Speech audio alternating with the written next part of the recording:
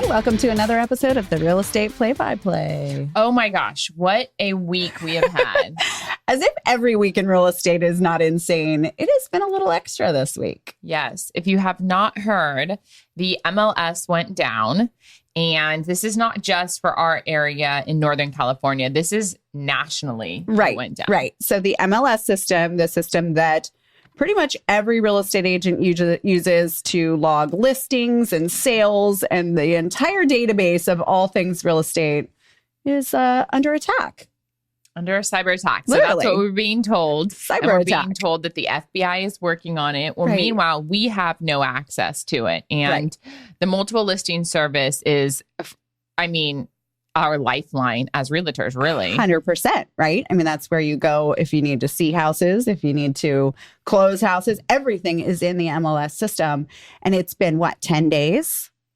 Yeah, just about. And it triggers all these different websites. So for example, when I get a new listing and I put it in the MLS, it triggers, Zillow, Trulia, Right. Redfin, Right. all the sites. So those aren't getting triggered at all. No one's getting any properties sent to them. No one's able to put new properties on. We're not able to close property. We've literally just kind of screeched to a halt. Right. And it opens up a really interesting conversation about the role of technology in the real estate industry. I mean, I hate to even admit this, but I've been in the industry so long that way back when there used to be a book, a physical book of listings that got faxed from office to office to office. Yeah. And everything was, not quite as accessible. Right. Right. Which in some ways was great. But nowadays, everything relies on technology. Yeah. Everything. When technology goes down, we're just kind of like, now what are we going to do? Now what? Know? So, yeah.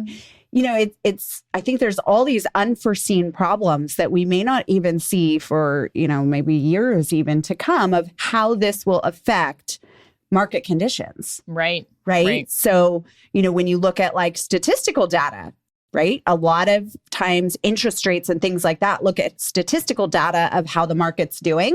And when you have a period of time that has gone offline for any particular reason, that can affect the statistical data. So now all of a sudden your numbers are being skewed. Right. And when we pull comps, if we're doing a comparative market analysis for our clients, we're going back 6 months. Well, if there's a gap in that 6 months for a couple of weeks, right, that's going to be a lot harder. Right. Yeah. And also appraisers, same thing. They're going back 6 months. Well, you just lost 2 weeks of time in that, so then the question arises, well, do you go back further as an appraiser? Right. What kind of rules and regulations are, Fannie and Freddie going to allow now, maybe? Right. They have to adjust things. It affects a lot of different avenues. Well, and even just the ability to transact business, today kind of thing, right? Appraisers need that data in order to complete appraisal reports. Right. Without the data, their hands are tied on getting that information. It's not like you just, go to the newspaper and find out how much, 123 Main Street sold for. They need the MLS to find that information. Right. It's really kind of crazy. It'll be interesting to see how this and plays out. Hopefully it, comes back online soon. Some of the servers had backups in different areas, and they were able to get back on pretty quick. Our local one did not. So, live and learn kind of situation. Right. Right. Yeah. Well, and that's how policy gets put in place, right? You have an incident that creates a need for change, and that's how it goes. But, technology is not just limited to MLS and server backup data. We use technology in all aspects of the real estate process. Yep. Really, it's actually kind of crazy. I mean, in a lot of ways, it's amazing because you can sign all of your disclosures digitally. It used to be we had to print out 100 pages of things for people to physically sign. All of that is digital now. Yeah. And it saves time. 100%. It's great. And when you're trying to move quickly and do a lot, we are multitaskers. Danielle and I that doesn't even give it a fair, it is like multitasking on steroids, our 100%. Ability to control multiple situations at once. So if you ask us, I need technology. Yeah. I mean, my kids joke that I'm going to be buried with my cell phone in my hand because that's how I get things done is I can get everything all at once, right? You have access. Right. It's amazing. And so you mentioned, like DocuSigns and digital signatures and things. Yeah. There's also wires. Yeah. So nowadays, and that's a big one recently on how to, basically protect your money, because when you send a wire, that money is gone. It's final, right? It is and not easy to get back. And that's a really important concept just around technology in general is, yes, it makes our lives simpler. Yes, it's convenient. Yes, it allows us to do more, but we have to be really careful, right? We have MLS attacks. We have wire fraud. Yeah. And that is a very real issue. I have seen transactions where these scammers are really sophisticated. They will hack in, not even necessarily hack into somebody's email account, but they can spoof email accounts. So they can send emails as though they are coming from someone. Right. So like a client of mine might get an email that looks like it's coming from me very legitimately, even though it's not. Right. And we'll give them instructions, hey, send your wire to XYZ account. Mm-hmm. And the client's taking that information at good faith, go send a wire. And if they do that, that money is gone forever. Yeah. I mean, it's just gone. Now, I've heard that if you can catch wire fraud, like in the first 24 hours, the FBI can sometimes get involved and head that off. But for the most part, it's gone. And so customers need to take very big precautions to protect themselves on that. And so the first precaution that they can take is knowing who is involved. Mm-hmm. Like who's on your team, right? We've talked about this before, but who's on your team? Who's your escrow officer? Who's your loan officer? Who's your real estate agent? Who are the transaction coordinators? Who is going to be sending you information digitally? And then can you call that person like with a verified contact information? Right. And so as a seller, you're not having to worry about wire fraud. So you're not wiring money. Now you will get the money wired at the end to you, but you're not having to do that. Right. As a buyer, when you wire money, you can be wiring it a minimum of 2 times per the transaction, sometimes 3 if you're putting down, not the full 3% up front. So you have your deposit that you wire in the beginning, and then at the end you wire the rest of your money, your closing costs, the money you're coming in with. Right. So you have 2 separate times. So the way that it works is escrow reaches out to the buyer, sends them a secure link that they log into that gives them instructions to now take those instructions down to their bank and get that money wired. Right.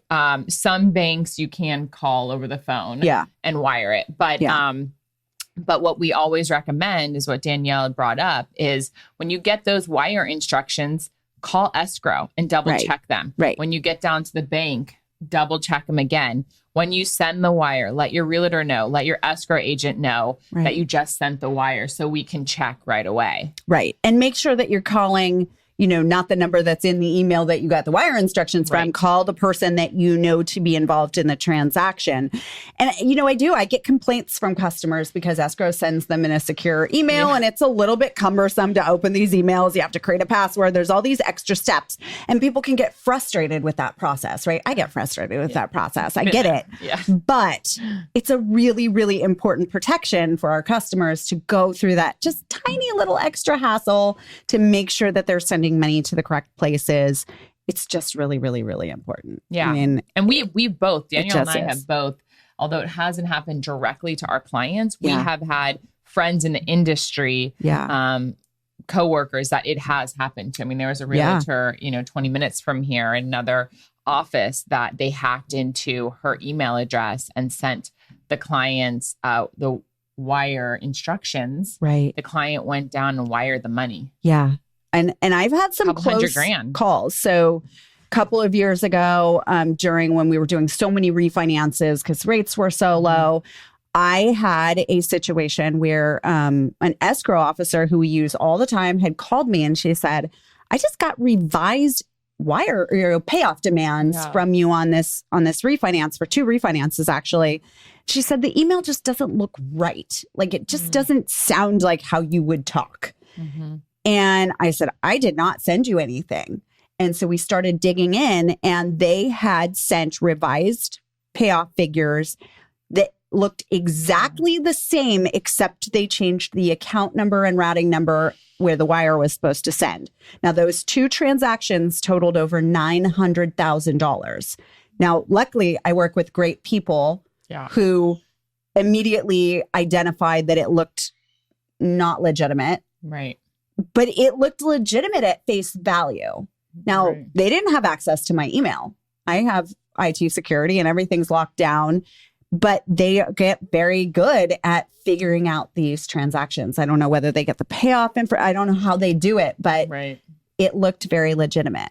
Yeah. It's and scary. So that opens up a whole, as mortgage brokers, we need to have extra precautions in place too, right? So I have security in place. Literally, when I travel, if I'm sending emails from out of the country, my IT guy is getting me on the phone. He's like, "Are you traveling? I need to know what's going on because your account has emails coming out from, unknown places," which is great, right? I appreciate that. We have things like insurance, right? Yeah. So we have extra cybersecurity insurance, right? To protect against these cases. So I know that my systems are protected and locked down, but that doesn't mean that my clients' systems are locked down, right? And it doesn't mean that other clients that have other mortgage brokers take the steps that you guys take. Right. You know what I mean? Yeah. I mean, there's a lot of mortgage brokers who use, just like generic email accounts from Yahoo and stuff. And those aren't always locked down in the same way. Now, sometimes they can be, but you need to be careful about where you're sending your personal information. Obviously, as mortgage brokers, we're collecting a ton of personal information,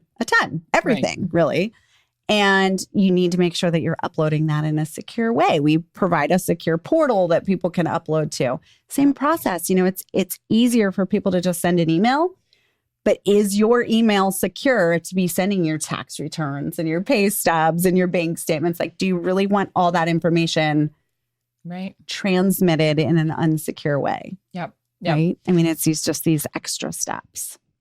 Yeah. And, along those lines, in terms of technology, other things that come into play. I know for me as a realtor, when I go to show a house, it's all digital these days. So in the olden days, there used to be a key and you used to use the key.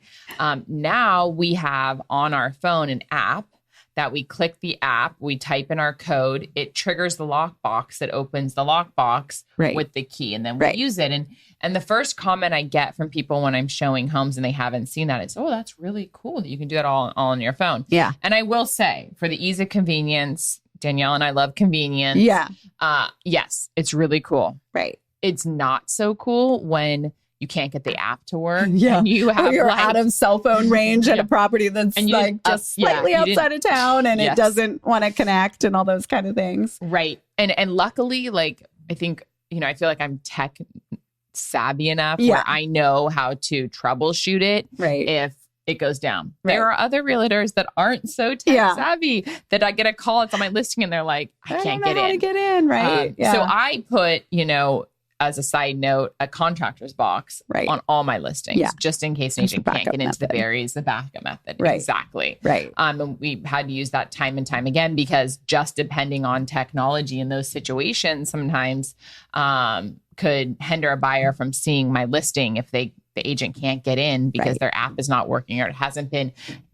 The app that you use, that a realtor uses every single day when you open it, you have to click a button that says upgrade. Update. Yeah. And so if you don't do that and then you go show a house and you're out of cell phone service, it will not let you into that house. Yeah. I've had that problem because I subscribe to the service just as an extra in case I need to go do a preview or something for a client. Right. But I obviously don't show houses very often or ever. So when I go to use it, I'm like, I forgot to update it. Now I'm sitting in the driveway hoping it connects. And it's just, it is an extra step. It isn't, a little bit inconvenient, but it does offer some additional security. Right. So from a seller's standpoint, now they have an electronic record of who's getting in and out of their house. Right. And we set the time, right? So if you don't want to show it between, 8 p.m. and midnight. Right. Like, exactly. Now there's not a box sitting there open to every real estate agent in town with a code to your house. Right. It has some lockdown features, which is nice. I mean, with technology, there's a lot of great things that have come out of it too. Right. But there's definitely a lot more security that you have to jump through. Yeah. Just need to be aware of what's going on out there and keep yourself safe. Yeah. So I think the biggest takeaway is with just in all things technology, like know the players of the game, know who you're working with. Don't respond to unknown, emails or requests for money. If you're going to send money, make sure that the people you are working with know about it, that they've talked to you about it. And then make sure that you've taken those extra precautions to send your information securely so that you're not opening yourself up to unnecessary risk. And if you get an email, if you get a DocuSign, if you get something that you don't know who it came from, it looks kind of off or funny to you, ask somebody. Ask your realtor, ask your mortgage broker, and figure it out. It's way better to be safe than sorry in these situations. 100%. Yeah, 100%. I mean, it's just, take those extra 2 steps. So the real estate play-by-play. Yeah. Cheers. Cheers.